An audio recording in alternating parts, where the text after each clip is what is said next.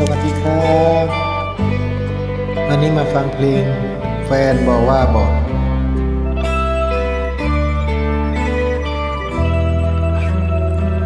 แฟนบอกว่าบอกจังใดน้อคือทักหาอ้ายเจ้าบอกมีเรื่องทุกข์ใจให้กราบกระไดออกมาหาได้บอกเว้าให้ขึ้นยากหลายขันอายออกไปสิคืออยู่บ่แม่นอยากไปพบไปพ้อแต่อายว่าบ่คือดอกนาก็แค่อ่านไลน์แค่รับสายคุยก็หูซื้อผิดฮักเจ้าฮักปานชีวิต10 บาทด้วยมีก็บ่เห็นความชังก็เจ็บแทนพุ่นลาที่เจ้าบอกว่าใจสิเพมาอยากหายตัวไปอยู่ข้างๆแต่อายก็เห็นได้แค่รู้ตัวมาฮอดมือนี้หน้าที่ของน้องก็คือฮักเขาสถานะ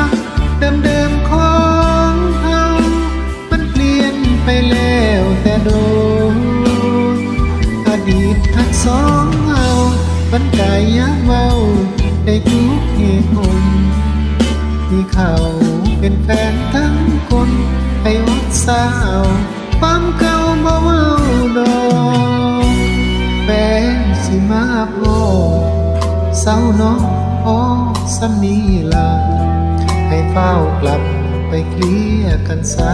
แค่ผมเข้าตาคงบ่ยากดอกสายโทรเบอร์แชทที่เฮาไลน์ให้เฝ้าลบออกขึ้นทางก็ยักเหลือบอกคอยหาทางออกอย่าผิดกันเด้อ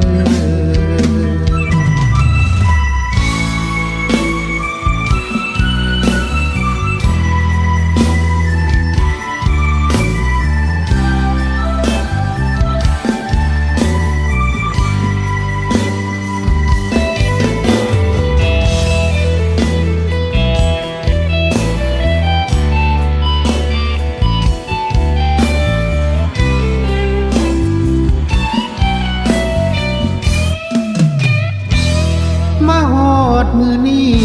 หน้าที่ของน้องก็คือฮักเขาสถานะเดิมๆของเฮามันเปลี่ยนไปแล้วแต่โดนอดีตฮักสองเฮามันกายยังเว้าในทุกเหตุผลที่เขาเป็นแฟนทั้งคนให้อดสาวความเก่าบ่เว้าดอกแฟนสิมาพอเศร้าน้องพอสำนีลา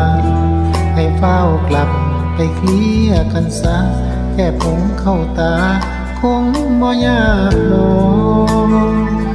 สายโทรเบอร์แชทที่เฮาไลน์ให้เฝ้าลบออกขึ้นถามก็ยับเหลือบอกคอยหาทางออก